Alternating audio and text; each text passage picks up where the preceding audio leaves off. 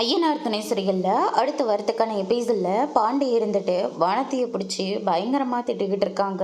உங்கள் வீட்டில் இருந்து இங்கே பாரு இத்தனை ஃபோன் வருதுன்னு அப்படின்னு சொல்லிட்டு திட்டிக்கிட்டு இருக்காங்க.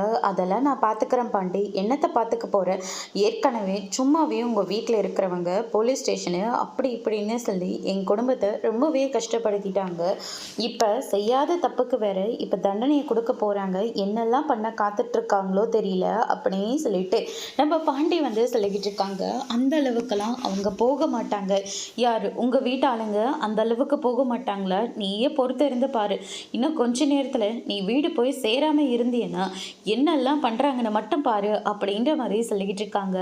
அதுக்கடுத்து தான் இந்த பக்கம் நம்ம வானதியோட அம்மா இருந்துட்டு அவங்க அப்பாவை பிடிச்சி பயங்கரமாக திட்டிகிட்டு இருந்தாங்க. அன்னைக்கே நான் இப்போ தலைப்பாடாக அடிச்சுக்கிட்டேன், அவளை ஒருத்தன் கையில் பிடிச்சி கொடுத்துறேன்னு. ஆனால் எங்கே என் பேச்சை கேட்டேன், இன்னுமே வயசு பொண்ணு வீட்டுக்கு வரவே இல்லை, மணி அங்கே என்ன ஆகுதுன்னு மட்டும் பாருயா அப்படின்ற மாதிரி சொல்லிக்கிட்டு இருக்காங்க. அதுக்கு அடுத்ததான் என் பொண்ணு ஒன்றும் அப்படி போறவ கிடையாது, போகிறத இருந்தால் நேரடியாக நம்ம கிட்ட சொல்லிட்டு தான் போவா. ஒருவேளை ஃப்ரெண்டோட வீட்டில் கூட இருக்கலாம்ல, நான் போய் விசாரிச்சுட்டு வரேன் அப்படின்ற மாதிரி சொல்லிக்கிட்டு இருக்காங்க.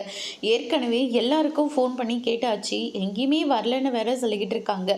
எனக்கு என்னமோ அந்த மெக்கானிக் பையன் தான் இழுத்துட்டு போயிருப்பானோன்னு தோணுது. பேசாமல் போலீஸ் ஸ்டேஷனில் போய் கம்ப்ளைண்ட் கொடுத்துடலாம் அப்படின்ற மாதிரி முடிவு எடுக்கிறாங்க.